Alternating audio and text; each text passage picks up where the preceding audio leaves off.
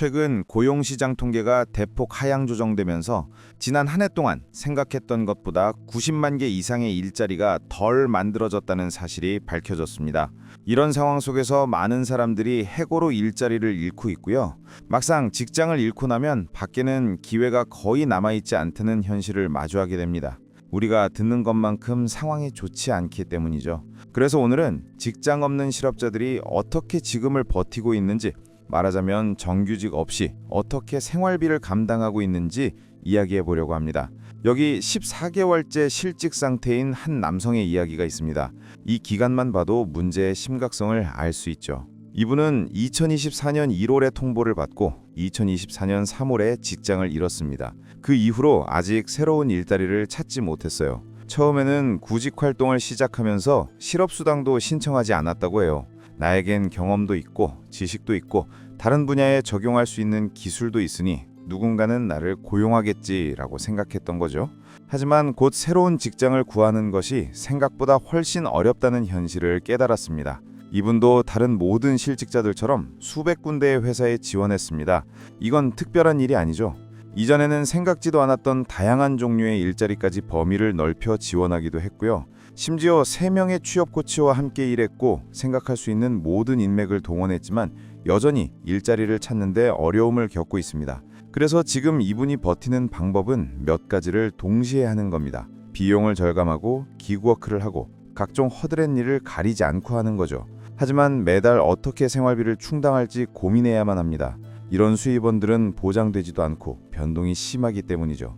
가장 먼저 해야 할 일은 비용을 줄이는 겁니다. 해고당하면 사람들은 휴가나 다녀와 좀 쉬어라고 말하지만 이분은 현명했어요. 나는 실업자고 직장을 구해야 한다고 생각했죠. 운 좋게도 몇 달치의 퇴직금을 받았는데 요즘은 이것마저도 점점 드물어지고 있습니다. 지난 몇 년간 재정적으로는 괜찮았지만 저축이 무한정 있는 것은 아니라고 말합니다.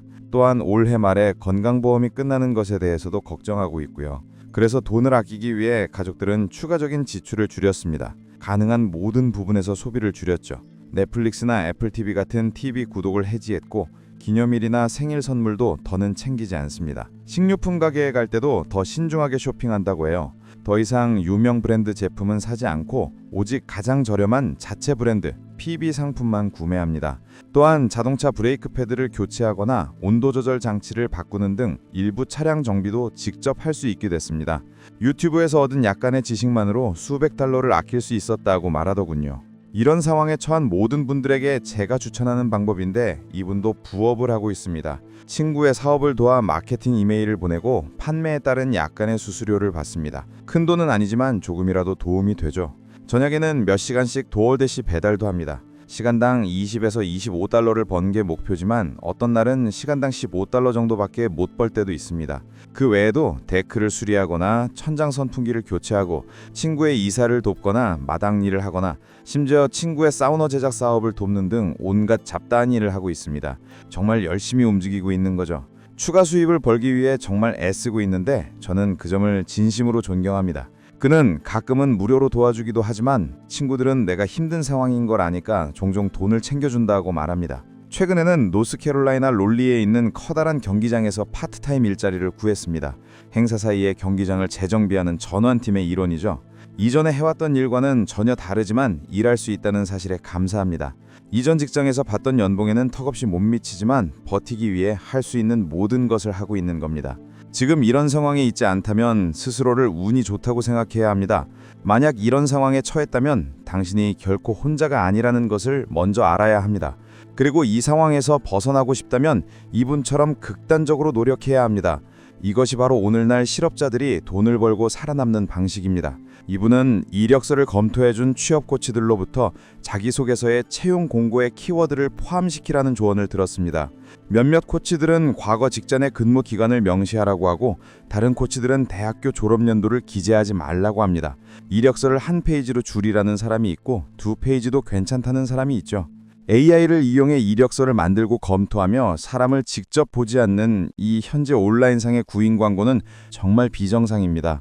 고용주에게도 구직자에게도 좋지 않죠. 취업 코치들이 이력서에 옳은 키워드를 넣으라고 조언하는 이유도 수백 개, 수천 개의 이력서를 거르는 AI 플랫폼이 특정 키워드가 없으면 당신을 보통 잠재적 후보로 인식조차 하지 않기 때문입니다.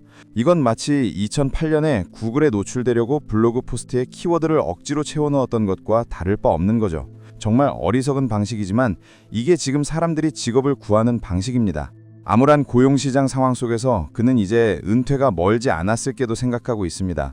항상 은퇴는 먼 미래의 일이라고 생각했지만 다양한 허드렛 일을 계속하면서 서서히 은퇴 생활로 접어들 수 있지 않을까 하는 생각이 들기 시작했다고 말합니다. 아직 완전히 은퇴할 준비가 되지 않았기 때문에 그는 계속해서 흥미로워 보이거나 자신의 기술과 맞는 다른 워컬에 지원할 계획입니다. 하지만 14개월 동안 정규직을 찾는데 고군분투한 끝에 그는 당분간은 파트타임 기회가 전부일지도 모른다는 사실을 받아들였습니다. 생각해보세요. 이런 식의 강제 조기 은퇴는 우리가 생각하는 은퇴와는 전혀 다릅니다. 제가 생각하는 은퇴란 사람들이 더 이상 일할 필요가 없어서 골프나 치고 운동하고 수영하고 하고 싶은 일을 하면서 여유롭게 지나는 겁니다. 은퇴 계좌에서 돈을 인출하는 중간중간 허드렛 일과 기구워크를 하는 건 은퇴가 아닙니다. 그건 그냥 버티는 거죠. 안타깝게도 우리는 은퇴가 실제로 무엇을 의미하는지 다시 정의할 필요가 있습니다. 최근 실업증간 수급 건수는 계속 증가하고 있고 모두가 높은 인플레이션에 직면하고 있습니다. 9월의 초기 실업증간 수급 건수는 2021년 이후 최고 수준으로 급증했습니다. 하지만 실업수당 청구와 인플레이션은 급증하는데 생활비를 따라잡기 위해 상승 중인 실업수당 액수는 제자리 걸음입니다. 그래서 제가 사람들에게 말합니다. 지금 직업이 있다면 그 일이 아무리 싫더라도 계속 다니라고, 특히 수입이 괜찮다면 대체하기라 매우 어려울 겁니다. 2025년 8월의 기준엔 주 노동부에서 수급자에게 주당 맥시멈 462.68달러의 수당을 지급했습니다. 이는 1년 전보다 2.6% 증가한 수치인데 반면 최근 발표된 인플레이션 리포트에 따르면 소비자 물가지수가 2.9%, 근원 인플레이션이 3.1% 상승했습니다. 물론 주마다 지급액은 다릅니다. 텍사스는 주당 500달러가 넘지만 캘리포니아는 8월에 주당 373달러였습니다. 캘리포니아는 지난 20년간 주당 지급액을 450달러로 동결해왔기 때문에 실업수당이 인플레이션을 전혀 따라잡지 못하고 있는 거죠.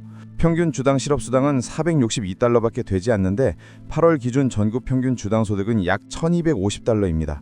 즉 실업수당은 이전 직장에서 벌던 돈의 절반도 채 되지 않습니다. 없는 것보다는 낫겠지만 생활비를 감당하기에는 턱없이 부족하죠. 원래 실업수당은 소득을 완전히 대체하도록 설계된 것이 아니지만 문제는 실직 기간이 14개월, 16개월, 24개월까지 길어지는 경우가 있다는 겁니다. 고장난 고용시장 속에서 실업수당은 더 이상 임시 방편이 될 수 없습니다. 오늘은 현재 미국에 닥쳐온 고용 한파와 대량 실업에 대해서 이야기를 해보았습니다. 이 컨텐츠가 도움이 되셨다면 좋아요와 구독 부탁드리고 다음에 더 좋은 컨텐츠로 찾아뵙겠습니다.